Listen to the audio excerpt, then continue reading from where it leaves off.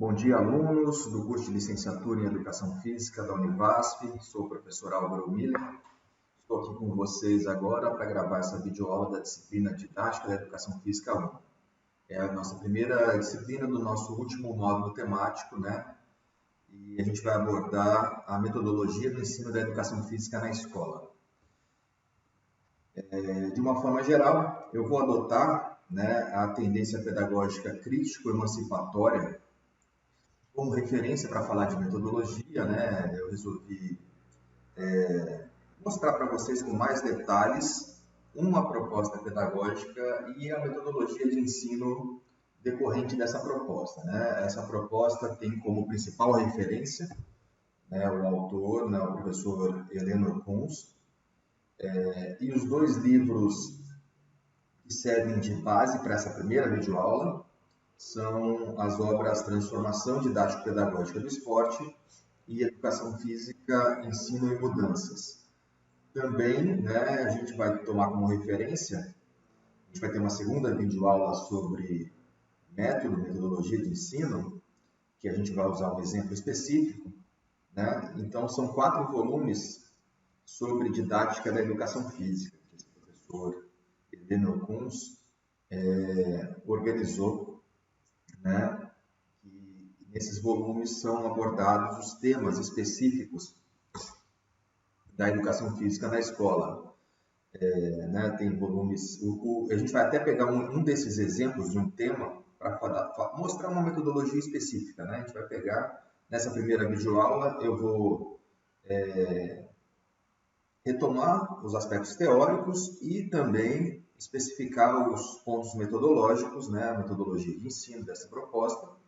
E na próxima videoaula, a última desse curso, né, dessa disciplina, eu vou pegar um exemplo, né, de um tema, que vai ser o atletismo, e a partir desse exemplo a gente vai ver como é que funciona o método, né? Vai vislumbrar, né, essa possibilidade dessa metodologia crítico-emancipatória. Então, retomando brevemente os aspectos teóricos da tendência crítico-emancipatória, para depois a gente abordar a metodologia, a gente tem uma grande referência dessa abordagem, é a teoria crítica de Frankfurt, com seus embasamentos teóricos, né? Então, o primeiro ponto, né, que eu vou retomar com vocês, é a noção sobre cultura de massas, né? Então, os teóricos críticos vão entender que as produções culturais, né, as relações entre os homens na sociedade, vão gerar, né, cultura, vão gerar formas de se perceber o mundo, vão gerar produções culturais específicas, como a cultura corporal, né? A gente já falou de cultura corporal com vocês, aí são os jogos, as danças, as lutas, os esportes, as ginásticas, né?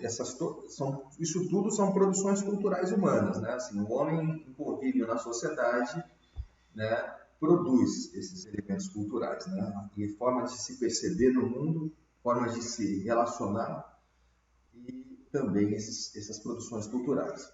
Só que aí os teóricos críticos vão perceber que existem produções culturais que são mais manipuladas, né? A construção de determinadas produções culturais, elas têm interesses verticais, né? Ou seja, de controle, de domínio da sociedade. Então, as culturas de massa, né, seriam essas grandes produções culturais, vamos colocar entre aspas aqui, enlatadas, né? Uma cultura enlatada, uma produção feita para um consumo alienado, né? Então, assim, a gente pode ver isso na música, pode ver no cinema, né? São culturas que têm uma indústria cultural por trás, né? que produz, né, de forma artificial esses elementos culturais com interesses de mercado, né? Com interesses de vender, de gerar falsos interesses, falsos desejos, falsas necessidades. Então as pessoas acabam adquirindo, né, interesses, desejos e necessidades que nem sempre são legítimos, né? Elas acabam que nem sempre são conscientes, ela não tem consciência plena sobre seus próprios desejos e necessidades. Muitas vezes, né, o consumismo da sociedade capitalista, né, vai ser um bom reflexo desse movimento, né? Então, as pessoas acabam desenvolvendo, né, desejos e necessidades que nem sempre são os mais adequados.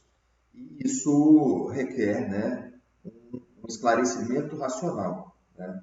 As pessoas têm que ter consciência plena, tem que ser esclarecida, tem que transcender, tem que perceber seus próprios interesses, desejos e necessidades a partir de uma ótica crítica, né? Ela tem que rever, ter consciência do que ela precisa, do que ela tem desejado, né?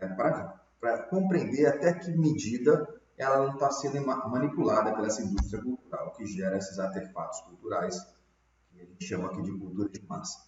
E aí, né, assim, a gente tem que chegar na proposta do autor, né, olhar para a educação física a partir disso, né? Muitas vezes, o esporte, por exemplo, né, esse livro dele de base é a transformação didático-pedagógica do esporte, o esporte acaba se tornando um desses artefatos da indústria cultural, um desses artefatos de cultura de massa, que vai poder gerar falsos interesses, desejos e necessidades. Se você não tem um esclarecimento racional, se você não tem uma plena consciência, não consegue transcender, não consegue perceber a sua relação, né, enquanto ser humano, a sua relação de interesses, desejos e necessidades com relação às práticas corporais, e aí incluindo os esportes, né, provavelmente você vai ser objeto, né, de manipulação e não vai ter uma autonomia, uma consciência, um esclarecimento para poder lidar com a sua relação com a cultura corporal de movimento.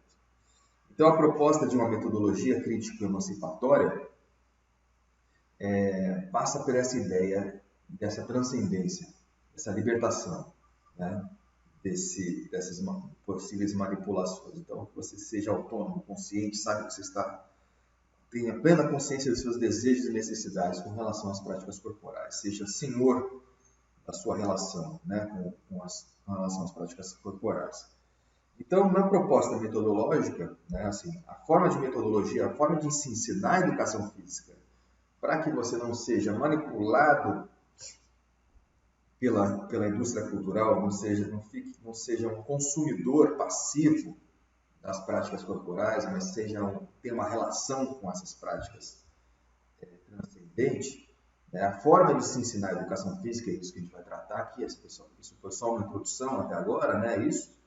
A forma de se ensinar a educação física vai passar por um método de ensino diferenciado.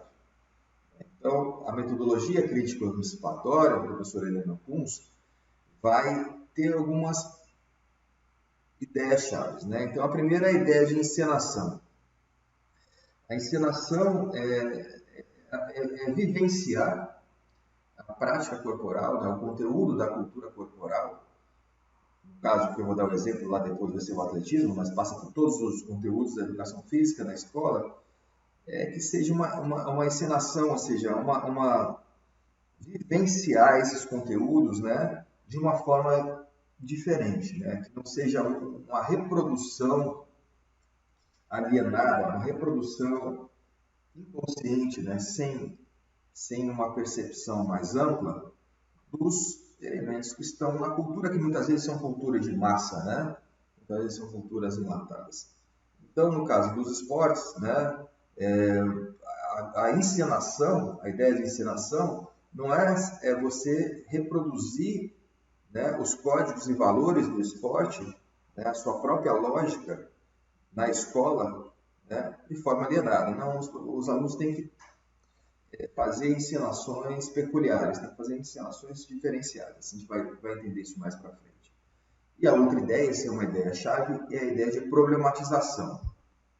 Numa aula de educação física que tenha uma perspectiva crítica, né, o professor vai ter que gerar problematizações, vai ter que criar situações para os alunos, problemas, vai ter que criar propositalmente problemas, questões para os alunos resolverem, vai ter que apresentar problemas para eles resolverem.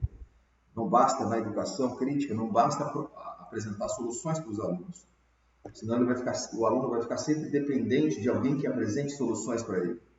O professor precisa tirar o queijo, ele precisa apresentar um problema, não uma solução. A partir dessa problematização, situação, problema que o professor coloca para o aluno resolver, vai acontecer a transcendência de limites.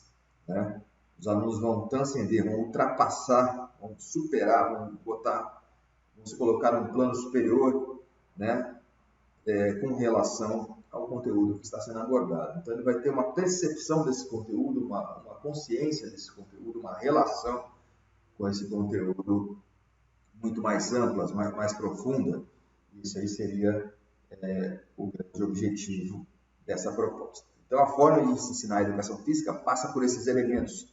A ideia de encenação, a ideia de problematização e a ideia de transcendência de limites. Eu trago agora aqui duas citações diretas do livro. Essas citações estão nesse livro, primeiro volume de didática da educação física, que organiza o professor Heleno Kunz, de 98, essa aqui, primeira edição. Então, para a gente pensar, aquilo que foi abordado ali no slide anterior, eu vou retomar aqui com as palavras do Kunz, para que vocês entendam, nas palavras dele, essas ideias. Então, em determinado trecho do livro, ele cita aqui pequenas alterações práticas nas aulas de educação física, sempre com acompanhamento e a participação ativa e cooperativa do aluno, podem oferecer mais oportunidades para o entendimento crítico da realidade em que o aluno vive.